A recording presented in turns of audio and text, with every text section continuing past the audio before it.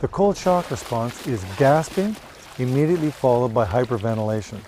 Now, panic can prolong this hyperventilation, and uncontrolled breathing can make it very difficult to coordinate your swimming movements.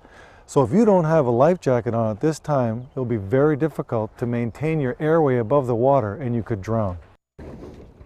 The second effect of immersion into cold water is cold incapacitation. After the initial cold shock response, your muscles and nerves will start to get so cold, they'll even stop working. Cold incapacitation can involve swim failure, or can also affect survival activities like putting on a life jacket or a survival suit if you don't already have it on, or being able to operate a communication or signaling device. Again, if you're not wearing a life jacket during this phase, you may be unable to keep your airway above the water and you may drown.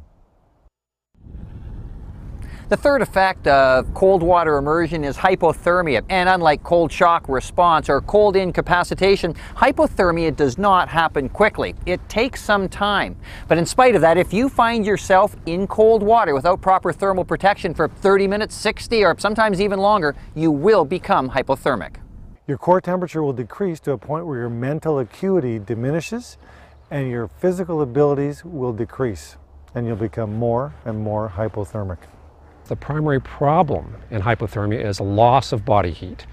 Mild hypothermia is associated with body temperatures down to 90 degrees Fahrenheit or 30 degrees Celsius. The patient is usually alert and vigorously shivering, and the blood pressure and pulse are not depressed. Moderate levels of hypothermia have body temperatures between 82 and 90 degrees Fahrenheit. The patient usually has a slow pulse, a slow breathing rate, slurred speech, decreased mental skills, and has a reduced or absent response to pain. They may even be unconscious. They are usually not shivering despite being very cold. A severely hypothermic patient has a body temperature below 82 degrees Fahrenheit. They are almost always unconscious and not shivering, and have a severely depressed pulse, breathing, and blood pressure. They are at a high risk from suffering cardiac arrest from rough handling. If you've already spent some time in cold water and survived the first three effects of cold water immersion, you may be subject to the fourth effect, which is circumrescue collapse.